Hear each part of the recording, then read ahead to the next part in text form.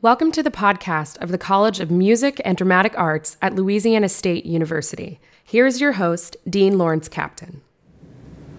We're here today with Sarah Bartolome, a recent addition to the music education faculty here at LSU. Sarah comes to us from the University of Washington, where she got her PhD in music education and has a number of interesting and relevant specializations. So welcome, Sarah. Thank you so much. Well, you're here in the year 2010. You came in 2009. When you started out in music education and where you are now, what do you see? Are things the way you thought they would be? Are they different in the overall field of music education? Sure. Well, I think we're moving in a lot of interesting directions. I think we're broadening our scope in terms of what a music educator is, the way we work with children, the way we work in the community. I think the title of music educator is rapidly growing to encompass a lot more than what it once was. For example, you think of a music teacher in a classroom working with children, working with bands, working with choirs, and we still see that happening, but perhaps in newer and innovative ways. As we add different kinds of technologies to the classroom, we broaden our perspective in terms of world musics in the classroom. And also when we think about the way music educators can serve communities at large in the context of community musicians, serving more than just the K-12 population, but also branching out with adults and senior citizens, perhaps children before school age, and also other kinds of ensembles that function in the community beyond the institutional music education that we think of in the traditional sense. Well, this is exciting to hear you say these things, because what I just heard you say was the music educator has expanded from 8 to 3 in the classroom to really being an artistic citizen, a citizen of education, and a community leader. In a lot of ways, I do think the music educator can function kind of as a community music health professional, somebody who's serving a larger population. And hopefully the goal of the music educator, in my opinion, would be to allow students to develop the skills to participate in music throughout a lifetime rather than just in K through 12. And if we're moving towards that goal of having them continue participation, we also have to provide those opportunities for them to continue participation. So in that sense, yes, I agree. Well, the other thing I'm hearing you say is that the definition of a music educator is probably much broader than someone who went to school and got a degree. You know, Professor Pamela Pike, our colleague, I know she works with geriatric and older people who may not have had any background in music, but she's bringing electronic keyboards into rest homes and other places to broaden their experience. Sure, I think this idea of lifelong learning, the enrichment that music can bring to people across a lifetime, is something we really want to consider philosophically and also practically. It's one thing to say we want these children and these students to continue participation in music, but without providing them also opportunities to engage with music in meaningful ways, it doesn't go beyond philosophy. So finding these practical ways to continue music education for populations that perhaps haven't always had that opportunity following the high school experience. Yeah.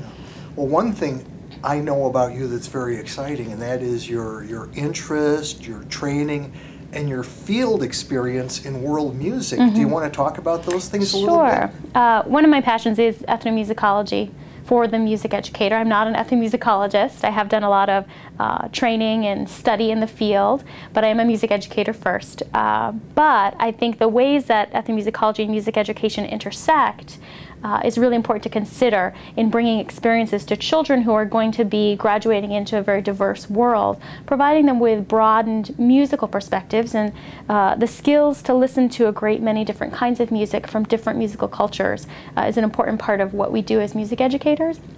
I personally have done 2 summers in West Africa, 1 summer in Ghana and 1 summer in Sierra Leone. Had wonderful life-changing experiences interacting with musical cultures in different ways, and that really changed my perspective on teaching and what I do in the classroom and now what I do with future music educators. Well, tell us about Ghana and Sierra Leone. Did you go there by yourself and just show up? Were you part of a group? Had you made connections in advance. Tell us about that. Sure. I was teaching outside of Boston, teaching K-5 general music. It was my first job after I finished my master's degree in music education. And I had never really had the opportunity to explore world music for the classroom. And I found myself wanting to include more global perspectives in the material that I was introducing, and I didn't feel equipped to do so. So I thought to myself, I guess I'll just go there.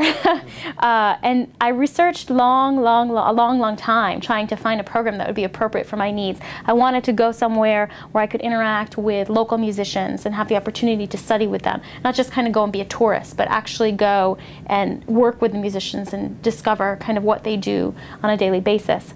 So I found this program in Ghana. It's the Dagbe Cultural Institute, and it's been in existence for quite a while. I believe in the 80s. I'd have to check my dates on that, but I believe it's the 80s. And I found a program that kind of facilitates the visit, a cultural and academic travel organization. So I did go by myself.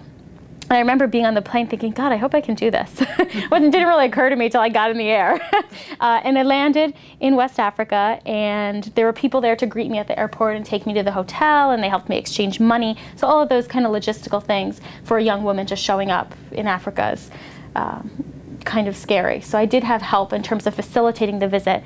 I spent 3.5 weeks at the center, and for the majority of that time I was the only one there. So in the morning I would get up, and I would drum with 5 or 6 local drummers. We'd learn patterns, we'd learn different songs, we'd learn different compositions and things. And then in the afternoon, I would dance for 4 hours. So I lost a lot of weight. It was wonderful.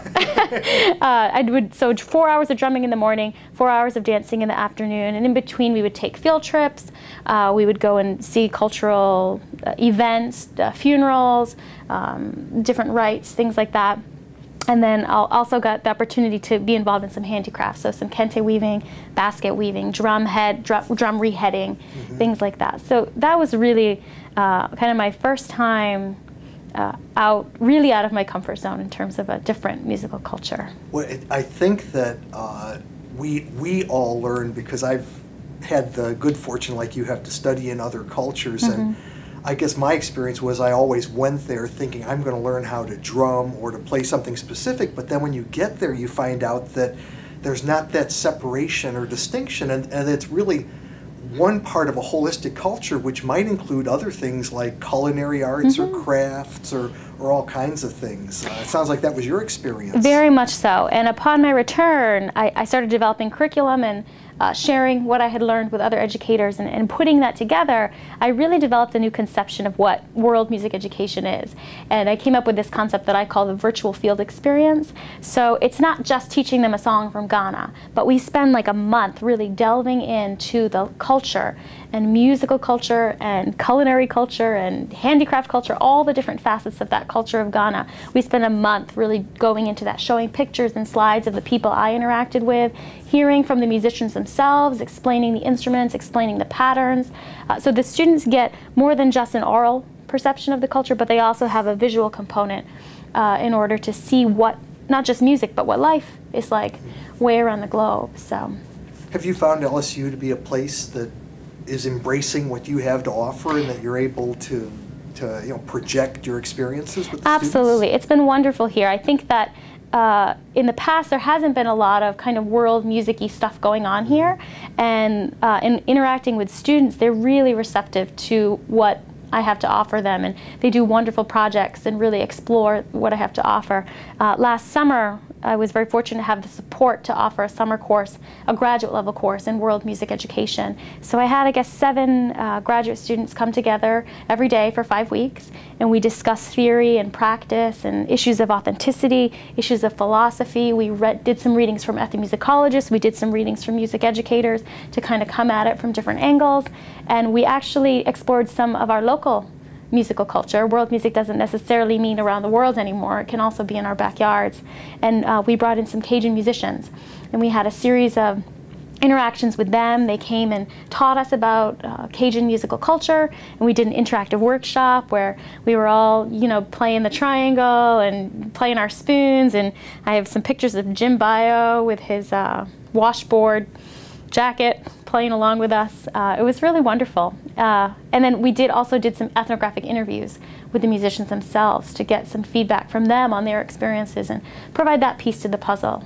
Well, and as far as world music too, I understand you've embarked on another ethnographic study of a very unique, very visible musical ensemble. It's very close to the culture of Southern Louisianians, and that's something called the Tiger Band. Imagine, yes, and it's quite a culture. My background is in ethnography. My dissertation was on the Seattle Girls Choir and choir culture. When I was in Sierra Leone, I did some ethnographic research on a children's choir there. And I came here and I was driving down back behind the School of Music where the Tiger Band field is. And I was at the stop sign and the Tiger Band was crossing. And they were crossing, and they were crossing, and they were crossing and crossing. And I thought to myself, how big is this band?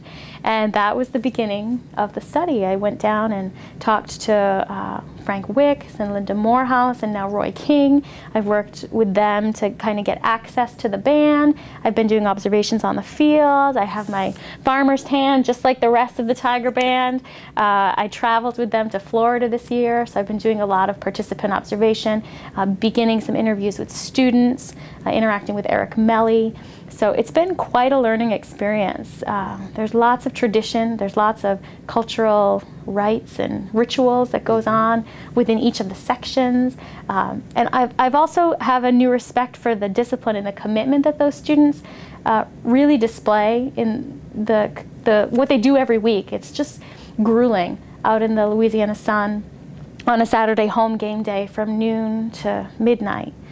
It's a long day, and now I've done it. 110 kids hop in the bus on Friday early in the morning, and they don't get back until Sunday at night after taking the bus to Nashville and Gainesville, which for those of you that aren't quite sure where Baton Rouge is, those are 10 and 12-hour bus rides. Well, this has been wonderful. We've been speaking with Sarah Bartolome, a music education professor here at the Louisiana State University School of Music. Sarah, thank you very much problem at all. for speaking with us today, and I'm sure we'll follow up with other podcasts. Sounds great. Thank you. My name is Laurence Kaptain. I'm Dean of the College of Music and Dramatic Arts at LSU. Thank you for joining us today.